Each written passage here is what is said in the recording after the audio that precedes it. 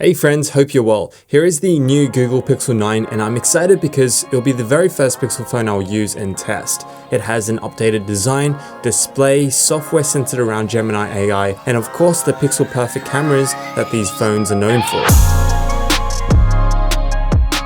So being my very first Pixel phone, I'll replace my iPhone 15 Pro and daily the Pixel 9 instead, taking it around everywhere I go through the week, from the beach to the office and everywhere in between. So starting right now, I'm going to migrate everything over to Google's ecosystem and test Android OS, the new Tensor G4 chipset, display, battery, run a side-by-side camera test, and my honest review will come from the perspective of a brand new Pixel user. But first, let's unbox it together.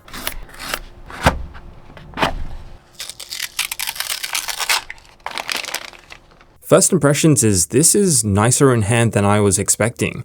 The silky glass texture is great and the peony color is much more interesting in person. So in the box, there's not much. There's a 1 meter USB-C cable, a SIM removal tool, and support QR codes right here, and that's it. And let's not forget about the case. I'm definitely going to chuck this on. So with the case on, it is a pretty colorful phone to say the least. So let's boot it up, say bye to the iPhone, and get it all set up to road test for the week. So the first night setting this up and burning the midnight oil, thankfully setup and migration was way easier than I thought it would be. I was able to copy settings and accounts right from my iPhone in the guided setup, but the initial security update here, which is only 51 megabytes in size, took over half an hour to install, which seems quite strange. But once it was ready to go, the transition from iPhone to Pixel was a breeze, and thanks to the Google ecosystem. I use more native Google services than iOS apps, so if you use Google Calendar, Maps, Gmail, and YouTube, then moving over from an iPhone is seamless and hassle-free. Now let's fast forward a week and give you my thoughts on the Google Pixel 9 replacing my iPhone and its real-world use. Let's go. The next day, I went straight to testing the camera at the beach and a botanical garden, and wait until you see these photos. I was caught off guard by how consistently great the pictures are. The Pixel reliably takes A+ shots no matter the lighting condition or situation. I didn't need to worry or think twice about micro setting changes, and it's just one snap away from a pixel perfect shot. Don't take my word for it though. Let's see if you can tell the difference. What I'm going to do is post up a few side-by-side shots from both the Pixel and the iPhone, but I won't tell you which phone is which, and you tell me which photos you prefer in the comments. So these photos are straight off the phone with zero post edits, and all I'll say is I can see why people love the Pixel for casual mobile photography. It's reliable, consistently takes great photos, and the software driving the cameras, especially on the new Pixel 9, is one of the best. But let's be honest, all flagship phones these days take excellent pictures, but the major differences come down to image processing and how you generally want your photos to look. It's sort of like having the same base ice cream flavor, but just with different toppings. It can make a big difference to the entire flavor profile. Okay, so have you commented which photos you prefer yet? Phone 1 or phone 2? Well, phone number 1 is the iPhone 15 Pro, and phone number 2 is the Google Pixel 9. Are you surprised or not surprised? I think the Pixel 9 stacks up pretty well. The photos are true to life in colors and tones, whereas the iPhone 15 Pro snaps more vibrant pictures that sometimes can be just way too saturated, as you can see here. The Google software driving the photography is shockingly good, and the ultra-wide lens is sometimes more detailed than the iPhone 15 Pro, but this isn't going to surprise you if you already use a Pixel phone. Something I noticed is that the iPhone has much better edge detection in portrait mode, likely thanks to its inbuilt LiDAR scanner, while the Pixel 9 has better ultra-wide photos thanks to its slightly updated ultra-wide lens. I also do think the iPhone beats the Pixel in video. There's less grain and more detail in the iPhone. And I also ran into consistent focus issues with the Pixel 9.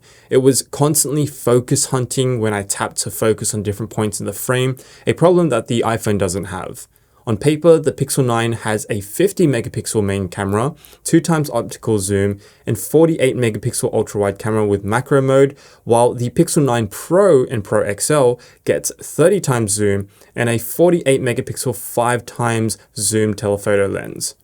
And so this camera comparison probably would have been a little more equal with the 9 Pro. That phone also gets 8K video recording and a few other software features like night sight, though it goes to show that the Pixel 9 by itself already bats above its weight. But overall, the camera on the Pixel 9 Pro is a big tick from me from day one. I love it, and I personally prefer the more natural looking tones on the Pixel. And best of all, it's just incredibly reliable, and something that I can't exactly say with the Samsung's S24 Ultra that I tested earlier this year. That camera had a lot of initial issues. Next, trying out the Pixel 9's software and Gemini features the next few days was interesting. One of the most genuinely useful features I began to use regularly is Google Pixel screenshots, and I wish I had this on the iPhone. I take lots of screenshots for reference or to send to friends, and what Google Pixel Screenshot does is it uses onboard AI, Gemini Nano, to organize and decipher all screenshots. Like the other day, I just asked Gemini, what's the recipe that I screenshotted recently, and it brought it up instantly. Genuinely useful stuff. Then there's instant access to Gemini Anywhere on the phone by long pressing the power button, which I used more in a week than I ever used Siri. The integration is smooth and Gemini is fast. Pixel Studio, which is basically a generative AI app powered by an onboard diffusion model, works pretty well. I got it to generate renders of the Pixel 9 and I think these are actually pretty good. Not sure how often I'd use this, but it is a nice to have on the phone. The new Add Me and Best Take camera features are pretty decent and help with those group shots by adding people in after the shot or by selecting the best shot of people's faces automatically.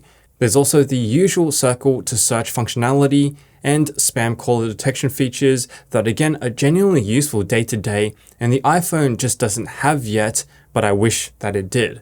But with Apple slowly but surely getting to a point where I hope at least they'll begin to innovate more with its software. So far, this phone has probably the best AI integration of any phone I've tested, and a few days in, I've been really impressed with the Pixel 9.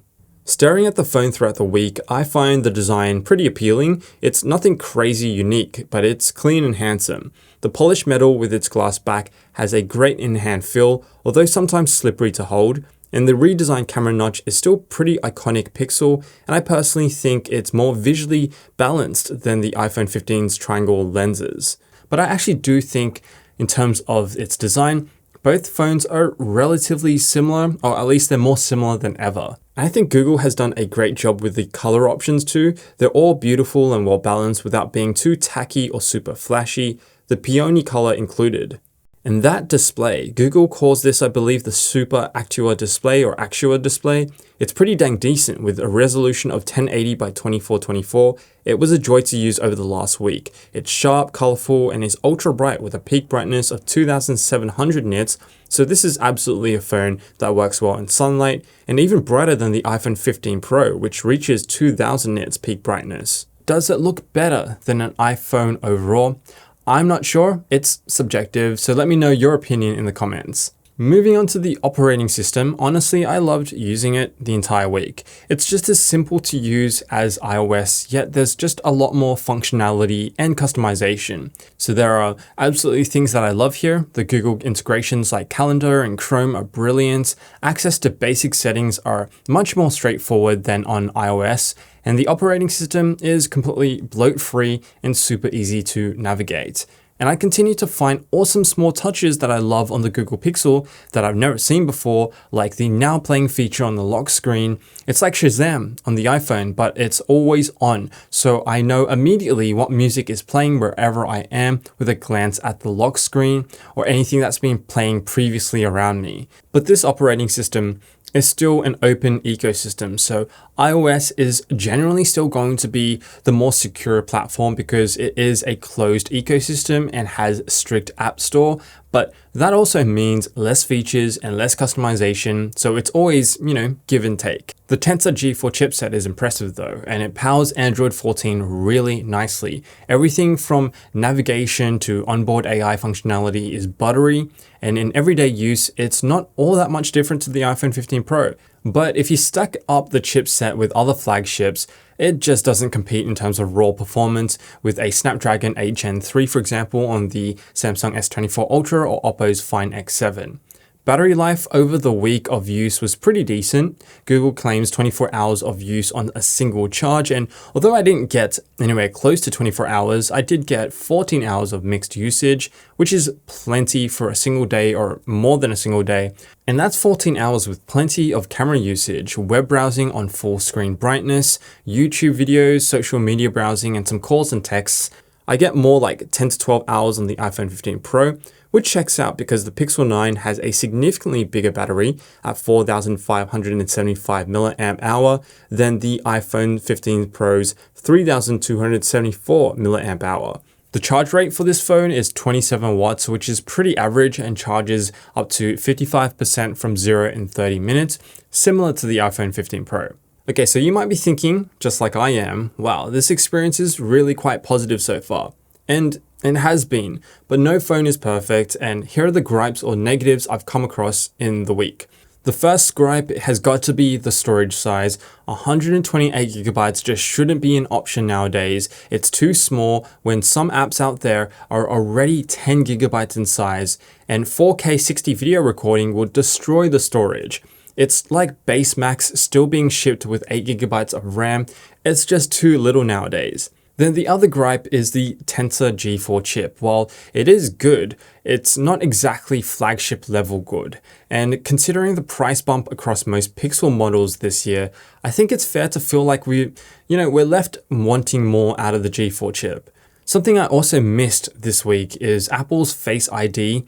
Face Unlock and the fingerprint sensor on the Pixel 9 is okay. It's not as reactive or convenient as Face ID though, which is unlocked before you're even able to pick up the phone. But overall, after a week using the Google Pixel 9 replacing my iPhone, it's shocked me just how much I've enjoyed my time with it. Google has done a great job with this phone, especially with the software. It's the crown jewel of this phone. It's a shame though that its hardware isn't a big leap forward. The Tensor G4 is a subtle upgrade, and it does lag behind other Android flagships and the iPhone itself. But what it lacks in raw processing power, it makes up for in incredible and well thought out software, a really beautiful and sturdy design, and possibly one of my favorite sets of mobile cameras yet. And you know what? I'd actually choose to daily the Pixel 9 Pro if this wasn't a review device that I now have to return. This is genuinely a really incredible phone that I really have enjoyed. I guess this is what happens when you jump over Apple's walled garden. There's just slightly more phone in the Pixel 9 Pro than the iPhone 15 Pro. It has a brighter display, best-in-class AI integration, and slightly more powerful cameras that produce what I think are more natural-looking photos. But the iPhone 16 Pro is just about to launch, and well, that's going to completely change the comparison, especially now that Apple is about to flex its AI muscles with Apple Intelligence.